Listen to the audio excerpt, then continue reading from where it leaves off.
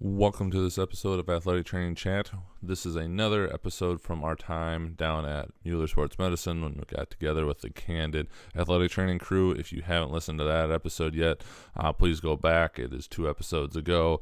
It is well worth the listen. Those guys are hilarious and are bringing a lot to the profession. So please go check that out. In this episode, we talk with President of Mueller Sports Medicine, John Cayer. It's a very unique conversation in terms of what we get into. It's not necessarily focused on specifically athletic training, but everything about how John got to the point he is with Mueller Sports Medicine. Really interesting story. A lot of great lessons that I think are very applicable over to the profession that John provides. I think there's just good information about seeing different things, challenging yourselves, and we do obviously get into the athletic training world, what that means to work with them, with Mueller, all the things that they have coming down the pipeline. Really just a good overview of what Mueller does and what John brings to the table. We learned a lot. Great episode. If you are listening to this, check out the web page dedicated to it, as there's some interesting things that John did that we linked up that we think are really useful things that we are also going to check out. So be sure to check that out as well. With that, please enjoy this episode with John Cayer.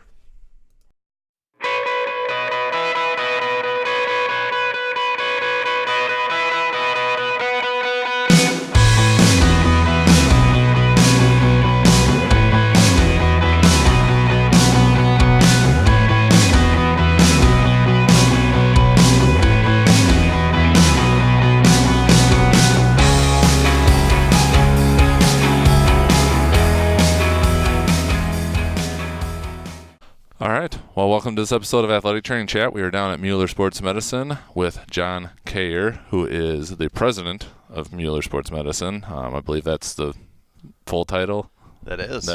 And we're down here just, again, talking everything athletic training. Obviously, we have a lot to do with Mueller, and we appreciate everything they do, not only for us with the podcast and being in cahoots with that, but just the profession in general. So we wanted to turn it over because you kind of have a unique story of getting here. I don't know that I remember hearing a lot of sports medicine in your background necessarily, but moving into this space and how you got here, and then we'll kind of take it from there. All right. Thank you very much. Hey, it's an honor to be on your show. Really appreciate the time, and let me tell you a little bit about my background, and hopefully we can have a great conversation here today. Absolutely. So I grew up in western New York in a real small town. It kind of reminds me of the headquarters of Mueller Sports Medicine, Prairie du Sac, Wisconsin. And it was a great place to grow up, and it was a big sports town. We had a couple of NFL players that came out of our little tiny 86-person high school. Oh, wow. And it was a big sports program in such a small place. So that was just part of my life growing up. I'd played 4 different sports. You were always doing something in the sports field.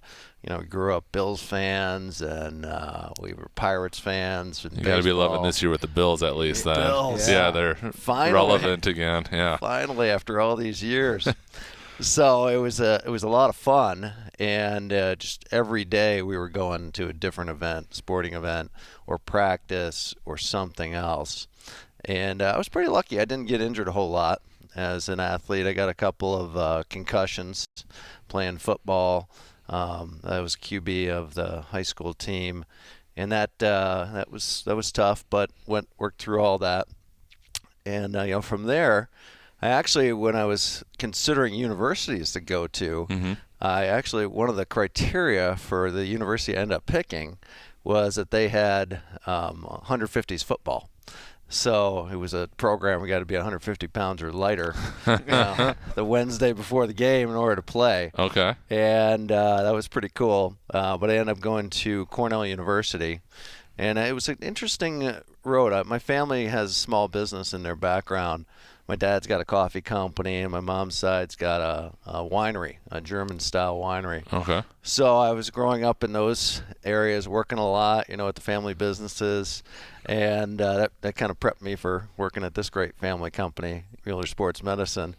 But the one I really liked was the wine business, right? I wanted to go in and do something in the wine business.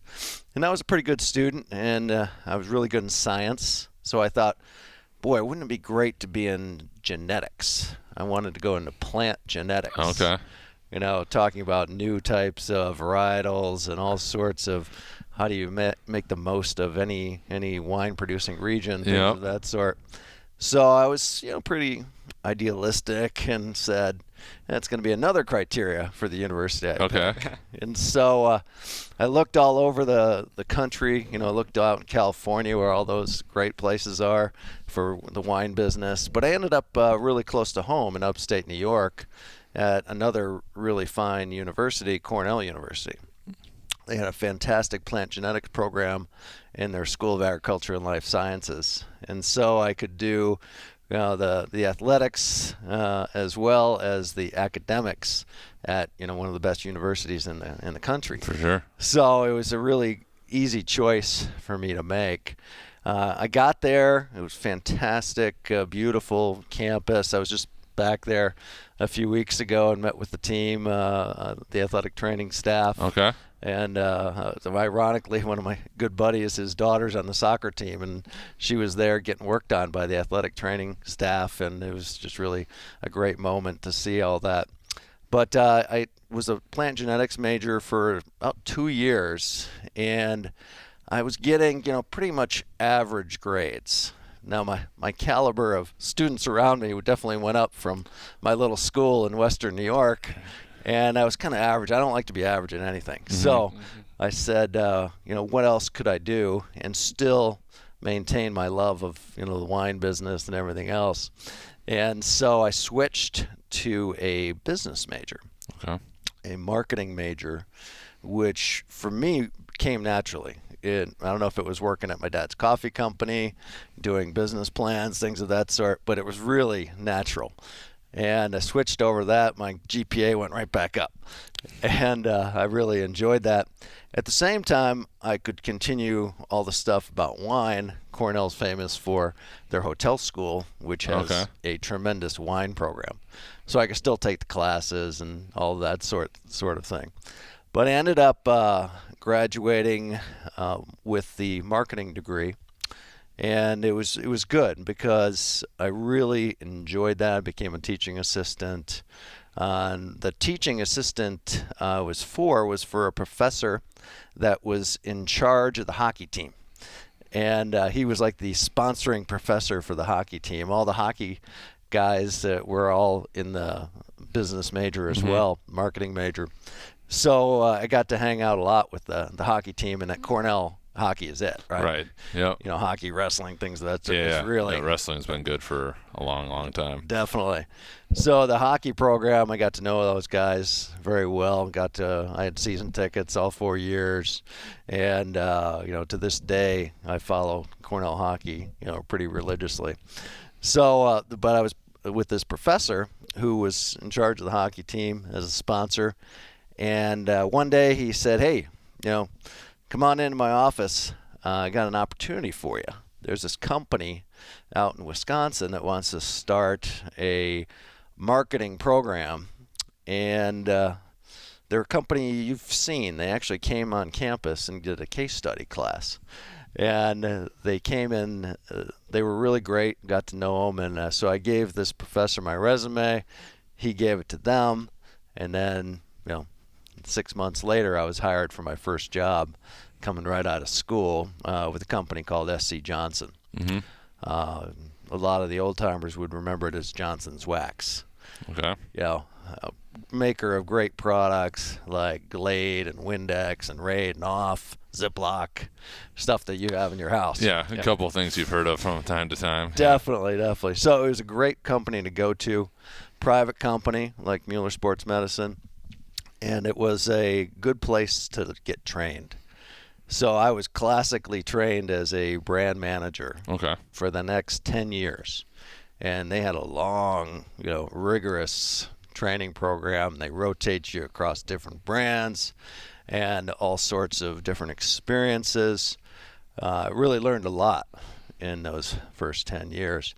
And I got to intersect with sports quite a bit because SC Johnson had the Edge shave gel brand. Okay. And Edge was an NFL Yes, and it NBA was. sponsor. Yeah.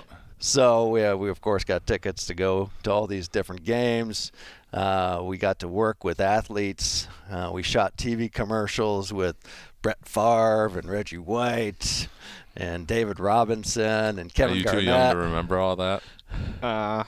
No comment. I remember them growing up. Yep. We even did one with Kareem Abdul-Jabbar. Okay. So it was great to just be around the athletes and all of the sporting events and things of that sort as a way to help promote the brand, by associating with these great individuals that are, just so talented. So that was a lot of fun. I did that for about 10 years, and then I got an opportunity, a unique one, to go overseas.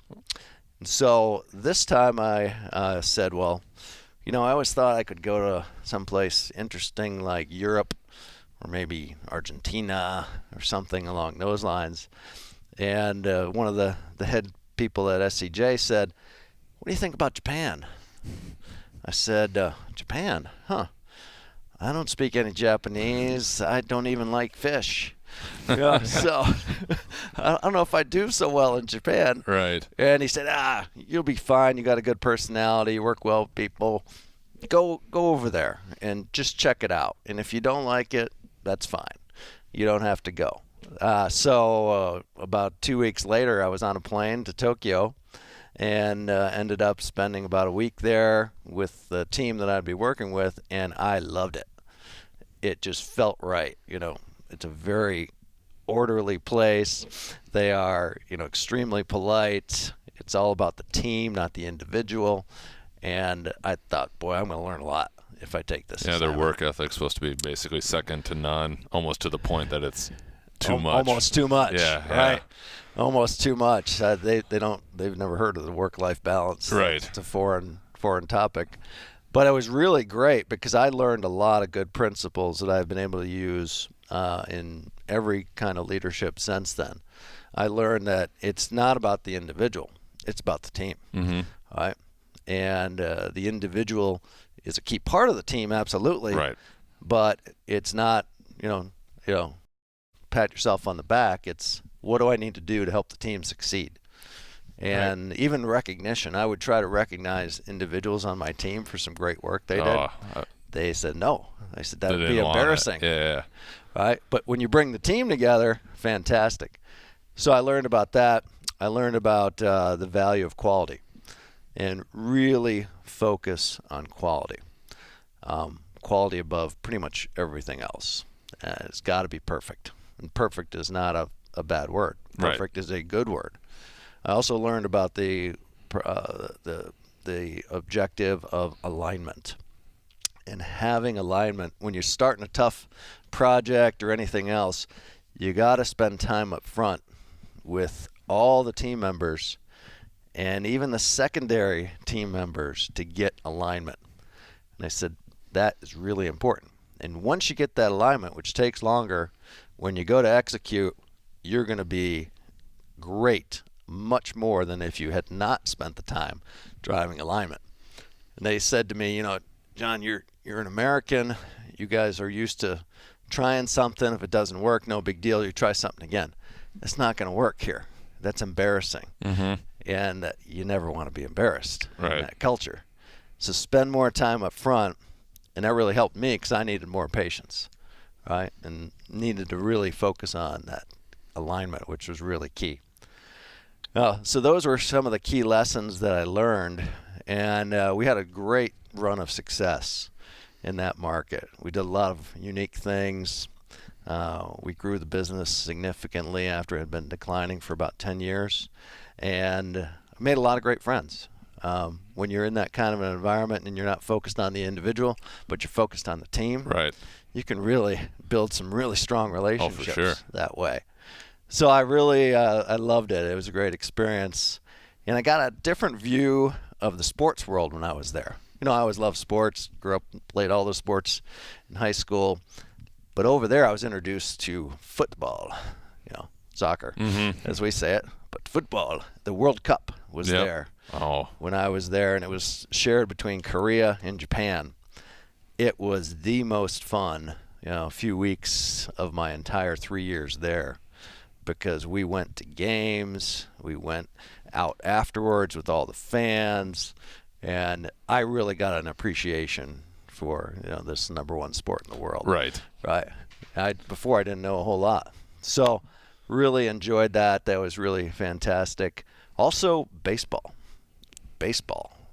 We would go to baseball games like once a week. It was right down, the stadium was right down the street from our offices.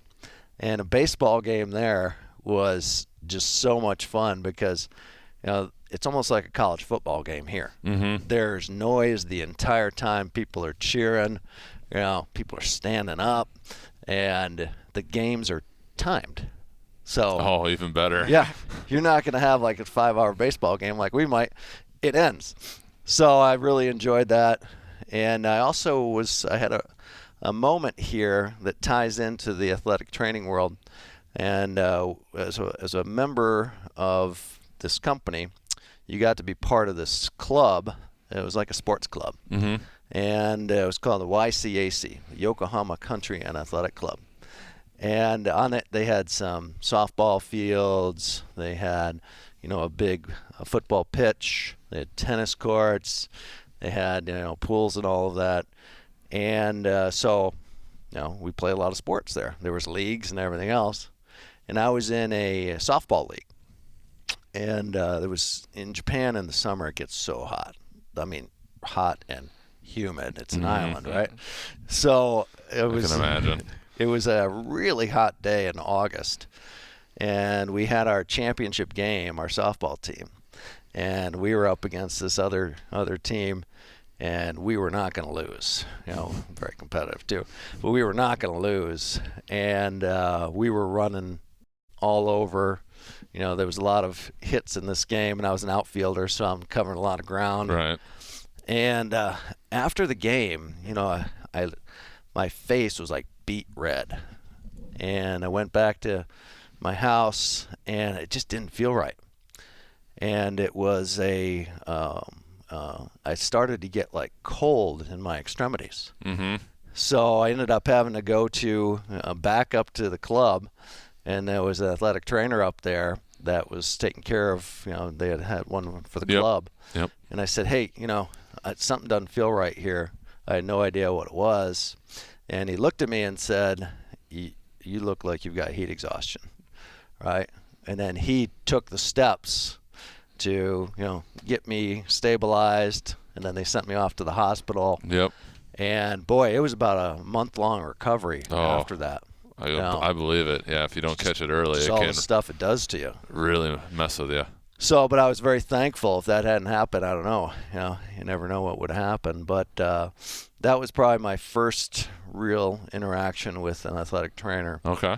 That I, certainly was very special to me and very important.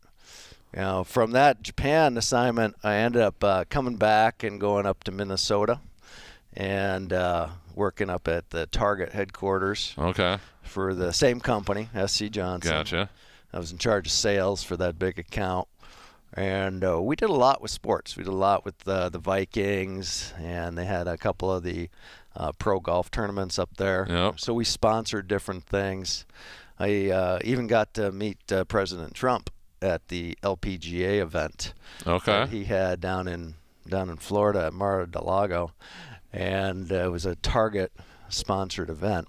But my favorite one was we had the Tiger Woods Challenge, his big tournament that he has out in Thousand Oaks, California. And we were a premier sponsor of that. Nice. So I got to meet all those players and play golf with Davis Love III and, walk that beautiful course. It was just a lot of fun. Yeah. So sports, again, was a big part of that arena. From there, I was up there about 3 years, and then I ended up going back to headquarters for SC Johnson in Racine, Wisconsin, a couple hours east of here, and working on a division that had all sorts of things to do with bugs. So a little diversion away from sports to bugs. but bugs are everywhere.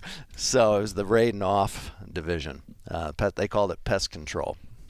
So that was actually a lot of fun. I learned a lot about that, and I learned a lot about how you can do different things to keep the bugs from biting you or otherwise. Right. And certainly with the products that SC Johnson made, that was a big part of it.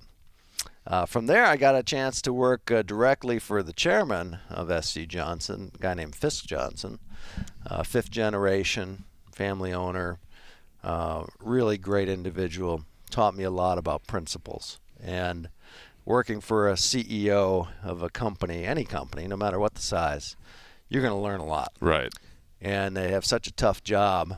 And you as a number two, really important that you follow the principles and you help drive success for the company and for that CEO, whoever they are. Yep. So I think that was great training for me to come to Mueller Sports Medicine, 7 years after that, and really be able to leverage all those good lessons that I learned working for Fisk Johnson. So with that, some of the principles I learned were around you really got to address the toughest topics. And as I'm learning my way here at Mueller Sports Medicine, there are some real tough topics to address in the marketplace, right? There are things that are happening with athletes all over the world that we can help. Some of them are really tough. Right. Heat exhaustion is one. It's absolutely really tough to go after. But if you think about the end in mind and you think about that end consumer user all the time, all the different decisions that you have to make become a lot more clear. We have a saying here where it's all about the end user consumer first. And you put that right in front of you every day. And that'll help you make the right decisions, even when they're tough decisions that require a lot of investment, a lot of patience, a lot of those skills I learned in my various assignments. Absolutely. So that was a great experience. I really enjoyed that. And after 21 years at SC Johnson, I decided that I probably need some additional experience that's not a private company. So I wanted to get some public company experience. Okay. I never worked for a public company, in my 20-some years. I was going to say, I'm sure that's its own unique It animal. is. Yeah. And I had all these perceptions that a public company was, hey, they're slashing and burning every quarter. Right. They're doing all these things that are bad for the consumer and all that stuff. And I said, if I could help change that, wouldn't that be great? Right. Because I always like to try to help that end consumer. I always like to try to help the people that are, a little disadvantaged that need some extra For sure. help. Yep. And so I went and I got a great chance to go to another great Wisconsin company, Kimberly-Clark.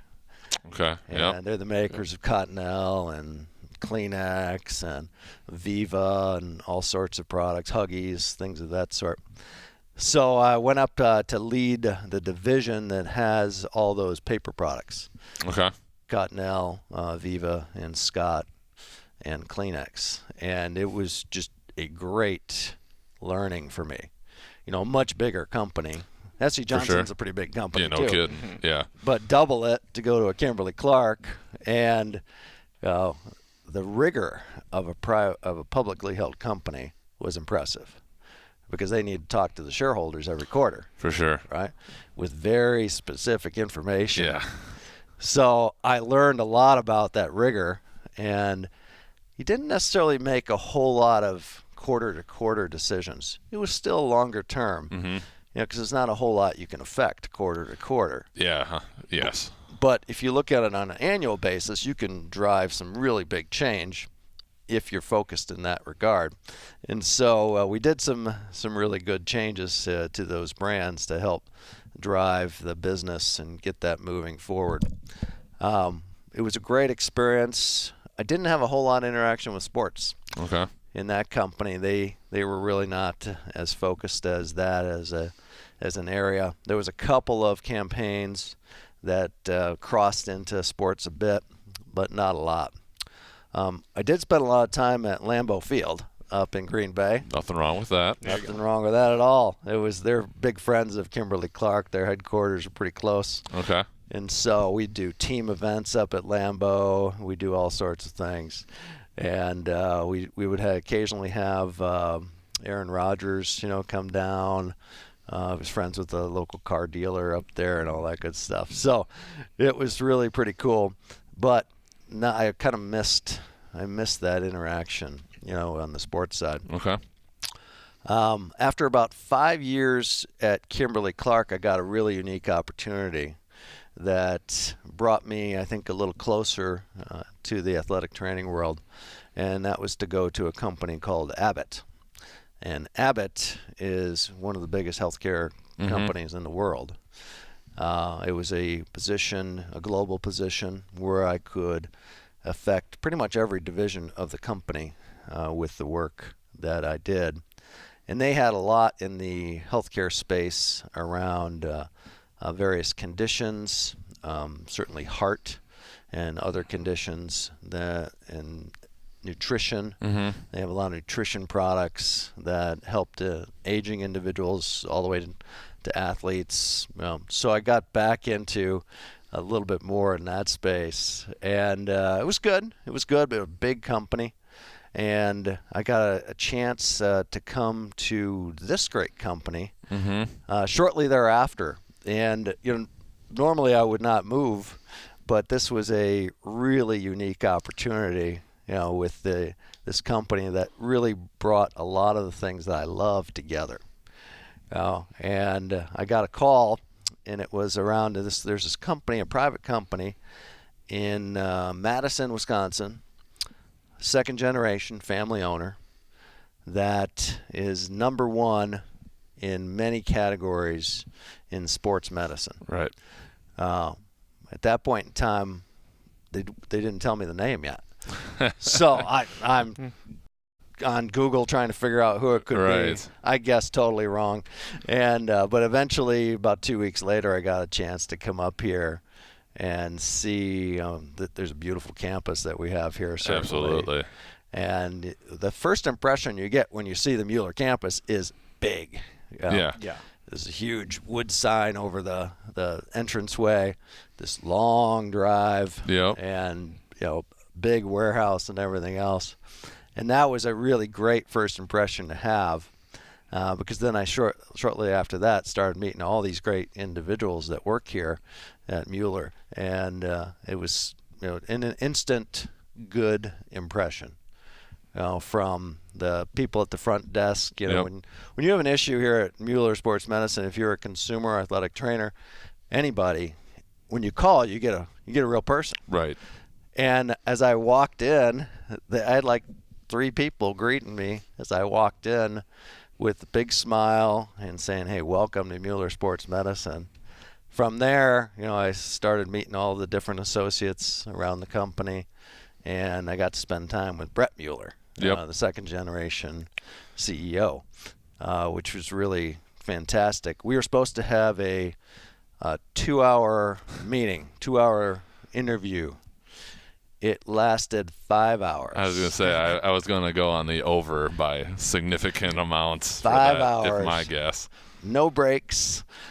And we looked at our clock at the end of the 5 hours and said, wow. Right. Five hours? We were having such a great dialogue back and forth and talking about how in this sports medicine world, all the consumer products, marketing, and international that I have experienced, how I could take those lessons and help apply them to the sports medicine world to help reach more athletes, to help the athletic training community, maximize their time. For sure. And et cetera, et cetera. We had, I think we had about 10 or 15 ideas, and that was it before I was even hired. So that was the initial impression. And I said to Brett, really love sports. I've grown up with sports. I've touched it, the various jobs I've worked on, but I've never really focused on it. It's going to be great to focus. And how can I help? How can we get all the great brain power in Mueller Sports Medicine to really drive the innovations and drive the improvements on our current products and the services and everything that we do. We're the only privately held company out there anymore. That's not backed by some big private equity company calling the shots. This is the Mueller family that is leading this company, and that affords a lot of ability to focus on what's right. All those things I talked about earlier that are hard to do, you need time and persistence, focus to make those happen. And all the ingredients, have been for 60 years here, and will continue and even advance further, with our new approach. So the other thing I talked to Brett about in that first session was around, giving back to the athletic training community, to the communities where we operate. For sure. And I learned something that day, which was really cool, that we help and we leverage the great talented people that have some special needs. We have a whole group of individuals that help us with our packaging and other areas that are in the special needs spectrum. Many of those are Special Olympic athletes. Yep. And I've been on the board of Special Olympics for 11 years. Yep. Recently was chair of Wisconsin, and such a great organization to give back, and some unique talents of those individuals that I didn't even know this when I was researching the company, but Mueller Sports Medicine partners with them quite a bit. Absolutely. So really pretty cool. Yeah. I looked at Brett and I go, wow, that is cool. Yeah, definitely. So a lot of great stuff in the company. What I've learned is that we have such a great heritage and such a great focus on the athletic training community. We have really tried to double that in the last year. And we have a new 3-year strategic plan, and the plan is to double it, because Fair it's enough. such a great opportunity. And there's so many great things that athletic trainers do that don't get recognized. We started up an award program here for athletic trainers that we learn of something that is just way above and beyond. I think we've given out 2 awards in the last 6 months in that regard, and we're searching for more. Right. We want to help foster and recognize great behavior and great results that are out there in the marketplace. At the NATA this past year, we said, boy, we had a good NATA in 2018 and previous years as well. We want to double it this year. So we ended up doing all sorts of interactivity at the NATA. We gave away some of these, a smaller version of these kits to everybody. And when we first started talking about that, they're like, you're going to give away a kit? Absolutely. These are individuals that are working hard, and they need these kind of products. And then the one we did this year, which was really cool, was we did a pay it forward kind of an approach where we asked athletic trainers to pick other athletic trainers that have done some great things that could use something, and we had them give away kits. For sure. That wasn't us, that was them giving somebody else. Which was, I thought, really a great way to show appreciation to this athletic training community. And we're going to continue to do more and more of that. My focus has been, and throughout my career, has been to really understand that end user consumer.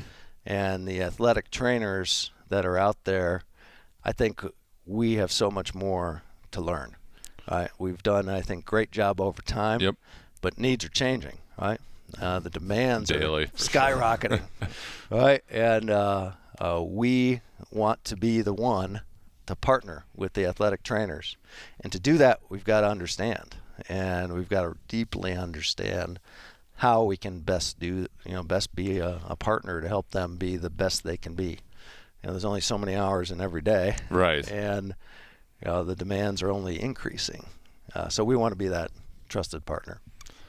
Would you say that's probably one of your guys' biggest strengths? Because I will speak completely biased on this, but I know we've come down with Richard Avis and talked different things, and he always wants opinions and always looking for new ideas. He's come up and pilot tested some stuff with us and looking for feedback, and I know he's always taking notes. Same thing with Andrea, just taking in feedback, and that you guys are actually like fully receptive to it. Like if somebody comes to you with an idea, you're gonna take it, not just oh no, we got this figured out, like you just wait and we'll put out the product.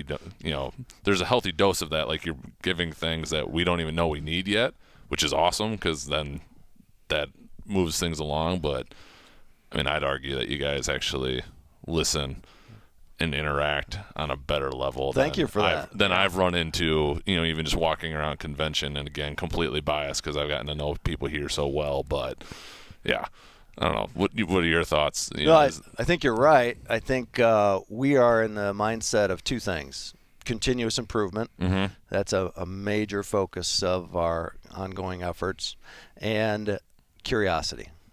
Oh, for sure. Back in my Kimberly-Clark days, I taught global marketing, and the one differentiator statistically was that individuals that are more curious, or teams that are more curious, tend to reach further, tend to get to breakthrough ideas, and tend to be humble, right? Not saying, hey, it's not invented here, it's not right. That's not. If you're curious, you are always asking, you are always wanting to know more.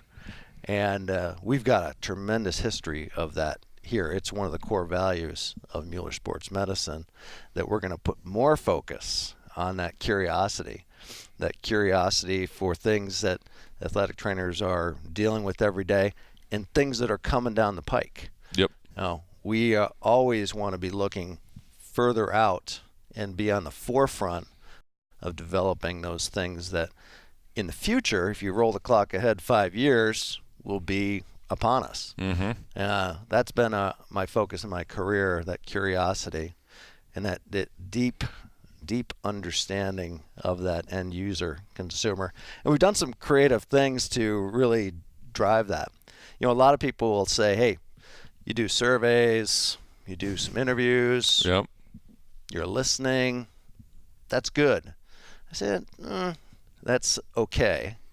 I believe in the theory of behavioral science. And what you say, most of the time, is not necessarily what you'll do. Right. Yeah. Right? We're humans. Right? Easier said than done theory of everything in life. It's a relatively new field within consumer research. Yep. And it's really grown in the last 5 to 10 years. And when I was at Kimberly-Clark, we were students of behavioral science. Mm-hmm. And we work with great universities like Northwestern and Cornell and Stanford around behavioral science theory. And so with that, we're using that to help us be more curious and help us understand, how can we help even better.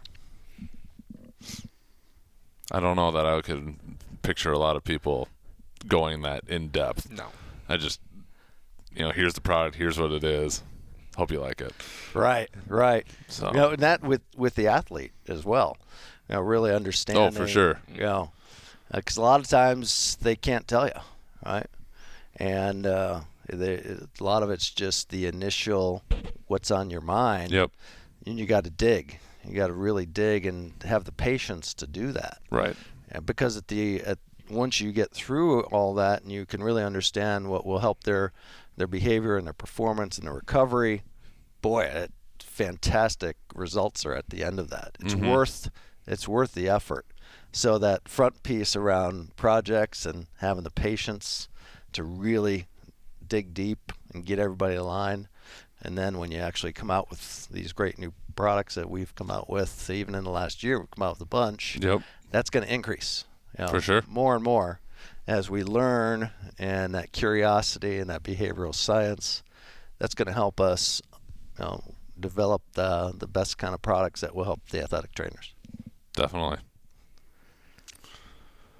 Anything else kind of before we would jump into our 5 questions that you would want to cover specifically to, your role here, maybe where you see things going in the future? We've got a little bit of a question on that, so I don't want to get too far ahead of ourselves. But anything that we didn't touch on that you were hoping to talk about? I think we covered all the major points. I'm sure we'll get into a little bit of rabbit hole with some of these. So to kind of go into them, first question is where do you see the athletic training profession kind of from your standpoint going in the next 5 to 10 years? It's a profession that's in transition, going from bachelor's education, certification up to master's level education and certification. So there's plenty of flux going on. But from your point of view and your position, what do you see? I see that this profession is going to grow significantly.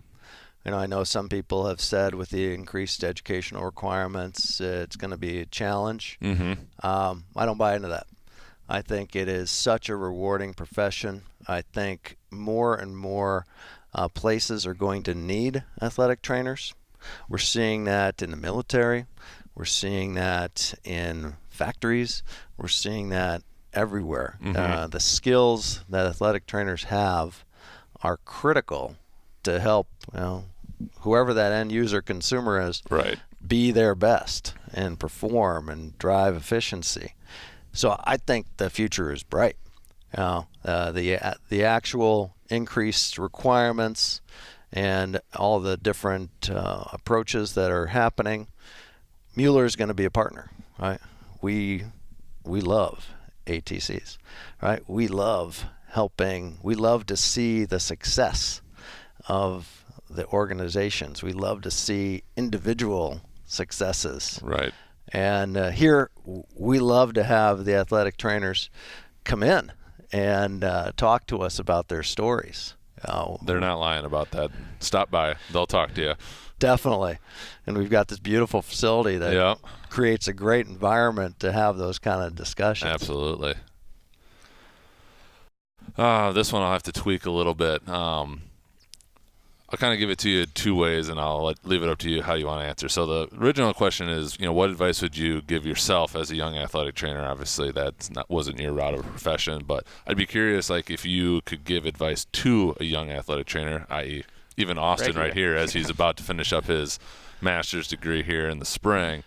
What would that be? And then even just for yourself, if you could give yourself advice, kind of as a younger one getting into this profession, what would you? Sure. The advice I would give to a young athletic trainer just coming out of school would be 2 things. One is be patient. It's not a sprint. It's a marathon. Things happen for a reason. Go to what feels right, where you have the most passion and you have, where you go home at night going, boy, all that effort was well worth it. And that's good career advice for any career. Absolutely. And I had that good advice from one of my mentors years ago. He said, get to the right place, work hard, good things will happen. So that's a great mantra. The other advice I would have is become an expert at least one thing. So with all of your colleagues, in whatever scenario you're in, be known for one thing as the go-to person. That could be a small thing. That could be a big thing. Mm-hmm. But if you're the one, that makes you indispensable. And from there, you can build. But be that expert on at least one thing. Absolutely. I think that kind of parallels what we've been talking about this year in the setting that we're in, where, you have to have the generals, you have to have the skill set to do all of that, but you don't have to know everything about everything. Have that area. You just can't. Yeah, have that Right. niche, whether it be working with a specific body part, like the shoulder, being like the shoulder guy or the back guy. Right. Having that area where you can jump in and work with your fellow athletic trainers there to kind of help them out as well. So I think that was a really good point that you made there. Good. Well said. This one I'm actually really curious about. What has been one of the most influential resources that you've come across in your career? resources. Could be book, person, whatever it may be. Just to help you that you maybe constantly go back to. Sure. For me, I'd never liked all those business books. Okay. Motivational books. I'd read them and it'd go in one ear out the other. I never got that. For me, it was individuals. And I had one individual that was really fantastic. He was the person who hired me at my first job at SC Johnson, this guy named Bill Perez. And he was the president at the time. And he was all about focus and beat the competition. Focus and beat the competition.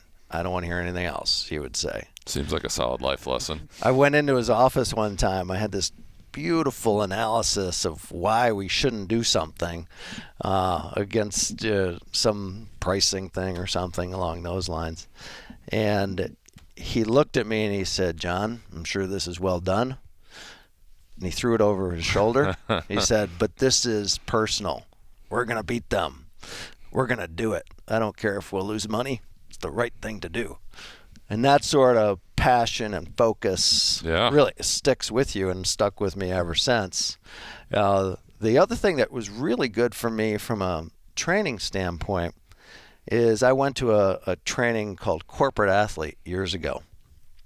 And it was essentially using the same training principles that they did for Olympic athletes for business people. They're the corporate athletes. I learned so much about how to manage energy in that, certainly physical energy. Right. I learned how to exercise differently, and I'd been an athlete my whole life. I thought, boy, I knew it all. I learned some new techniques on that side, but they also had mental energy, spiritual energy. They had like 5 different kinds of energies. And by the time I was done with that 2-day session, they gave you missions. So you had a mission that would last 90 days. Okay. And it was achievable, but stretch. Right. And then you do the next mission, and the next mission, and the next mission. So that really stuck with me. I did that probably about 10 years ago. When I first came to Mueller Sports Medicine, that was my year 1. 4 missions. Okay. And worked with the team here. We said, hey, what do we want to do to stretch? Yep. What do we want to do to help out the athletic training community a lot more? What do we want to do to help everyday consumers who are just wanting to move and walk around? Yep. And so that 4-mission approach I've used for years, and it's really a good system. So that Corporate Athlete was good for me. I'll have to look that up. That just sounds fascinating and interesting in and of itself. It really increased capacity. Yeah. And I think about the athletic training community and the crazy hours that you work, and the demands and the emergencies and everything else. It taught a lot of things around how do you increase your personal capacity without increasing the number of hours you're working. Yeah. And how do you handle those tough situations that really drain your energy? Right. So that was pretty cool. I'll definitely have to look into that. This one, I'm very curious on this. So we always ask an athletic trainer if you could eliminate or change like one thing. It could be like a modality or a practice or a mindset or anything that you pick within the field of athletic training. What would it be and why? Again, from your position, kind of being on not on the outside, but just from a different point of view, from what you've learned about and gotten to know in the athletic training profession. Do you see something that if you could modify it or change it that you think would maybe help better the profession? You kind of maybe alluded to it already, but we'll... If you could eliminate or change something, I think one area that I think would be really beneficial to the athletes, I know there's a lot of discussion around concussions and things of that sort, which are incredibly important. I had 2 in my life. I get it. That's really... First and foremost, I understand that.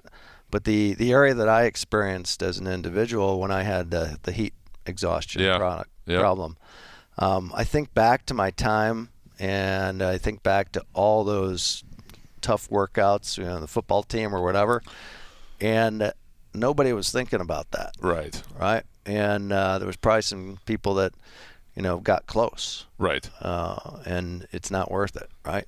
We should have a lot more protocol around that area. We should have better products to help In case it happens. in Yep. case it happens. We should have more focus on it, not just in the southern or high heat places, but it can happen anywhere. Oh, absolutely. These individuals, these athletes are pushing themselves so hard, and their coaches and everybody else are pushing them to train. It can be a real issue. I come from a family of athletes too, and both of my brothers had something like this happen too. Okay. And they were lucky. My mother's a nurse, so That she helps. happened to be at the events where it happened and was able to make things go pretty smoothly. But if they don't have a real qualified athletic trainer there or medical professional, there's a big issue. Right. I think that's right on cue with that. I know we had Dr. Doug Casa visit UWL out of the Corey Stringer Institute for a guest lecturer, and opened up a lot of our students' eyes and people in the community, but also just my own on being prepared for those worst case scenarios. And so they're on the forefront of that. Right. Most definitely. The other area I think would be great if the profession would move more in this direction, and companies like us would help, is around the recovery. Yep. The athletes, they work so hard in the training and in the actual event. The recovery piece always seemed like an afterthought. And the recovery piece ties right into performance. Absolutely. Right? And I've learned, even since joining Mueller Sports Medicine and listening to Brett Mueller and listening to Richard Davis, around recovery. Yeah. And what can we do as a company to partner with the athletic training community, For sure. and to drive innovation that helps recovery. Yeah.